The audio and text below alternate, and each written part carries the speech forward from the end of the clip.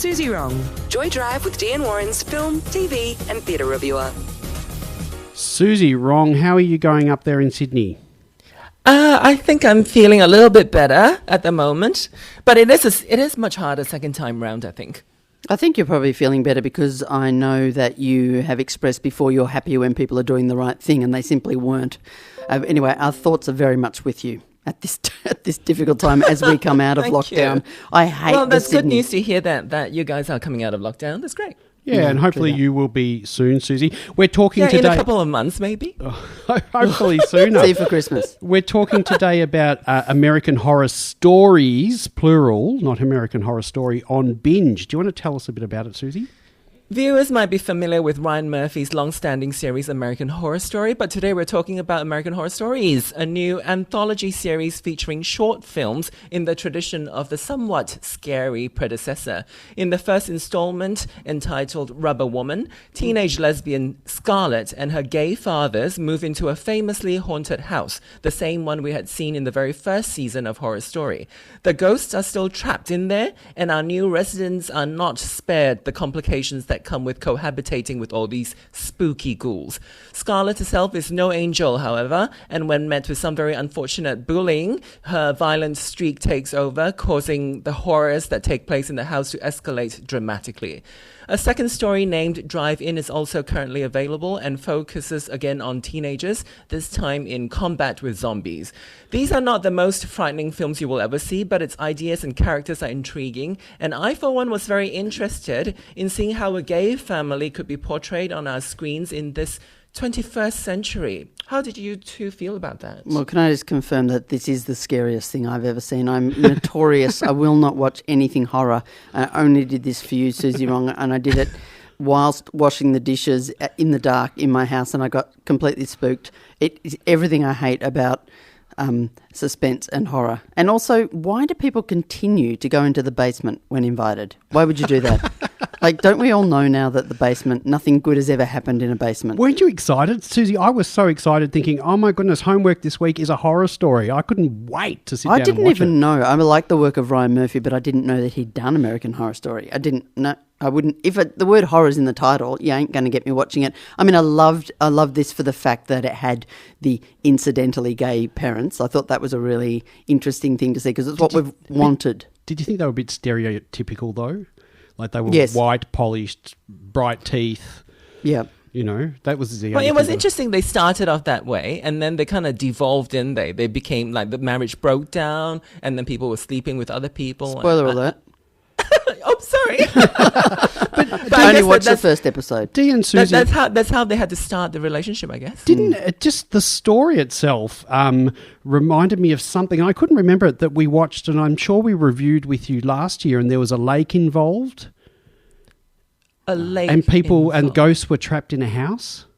Just narrowed it right down. Oh, yeah. There was what something. Was that? Yeah, yeah. And the woman would walk into the lake. Mm.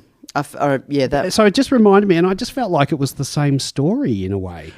Well, these stories tend to be so repetitive, aren't they? It's the same trope. It's always about this young girl that's starting to be sexual, and then as she was trying to be sexual, she gets sort of punished with all these scary things happening around her. It always happens that way. I got to say, the most horrific thing that happened was the way that she was caught, no spoilers, but the way she was treated in terms of the bullies and the way she was entrapped into that situation as a young gay, that would have been an horrific situation. So in terms of American Horror Story, that would have got it for me. You didn't have to go slaughtering everybody in the basement. Spoiler alert. I did really enjoy watching a really horny young woman, though. Oh. I think it's a very unusual portrayal of a young woman who was really into BDSM and really wanted, kind of didn't have very much guilt about that. I thought that was an interesting way of showing a young lesbian. And the other thing is it was a bit predictable for me. Like, how often do you see like balls roll in and you go, oh, where did that come from? I mean, that's such a typical horror story thing. It wasn't scary, and I didn't think it was scary at all. And the other, you look around and someone goes zoom past a hallway. I mean, every horror movie does that. I expected something a bit more. But one thing that I did love, I loved the rubber suit suit idea. And I thought at first when that came out, I thought there's something here. There's something about this suit when she put it on. I mean, okay, there was the sexual side of it, but there was some spooky ghosting with it. But it never really got, they never played it out. They never investigated it. And I thought that would have been a really good thread to go down, this suit. They do, don't they, going forward into the other... How many episodes did you watch? No, I thought she just keeps wearing it and then does things in it. I don't think it's her in the suit all the time, mate. Isn't it? Well, that's my reading I got of it. really confused with that. I thought, there's a bit more potential there. And then, they added a construction worker to it. And then, of course, you know what happens to the construction worker. And then they added a therapist and the same thing happened. I got a bit bored with it, Suzy, to be honest. Yeah. I want to ask you, Warren, what's the scariest movie you've ever seen?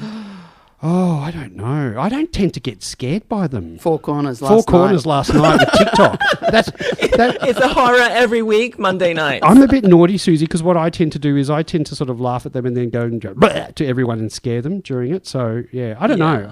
It might be a way of deflecting it. I do find myself sort of psychologically blocking it when I feel like it's getting a bit scary. Right. And I will start to think, it's all fake, and I'm trying to imagine what's happening behind the camera. So there are these defense mechanisms that happen. But the scariest movie I have ever seen is The Exorcist. I don't know if that was scary. That was a long time ago, though. Yeah, because it relates so much to reality, doesn't it? Like these ones, these haunted houses, and people in rubber suits. They're very fantasy based. But I felt The Exorcist was so real to me. The idea that it's all linked to the Bible. Then there's a priest, and then if you're not careful, a child at home is gonna get possessed. It all felt like real stuff, which I guess it was based on a real story as well. We're speaking with our own film, television, theatre reviewer Suzy Wrong from Sydney about American Horror Story. It's Ryan Murphy's latest offering. It's available streaming on Binge, and a very kind listener has texted in the words that Warren is grasping for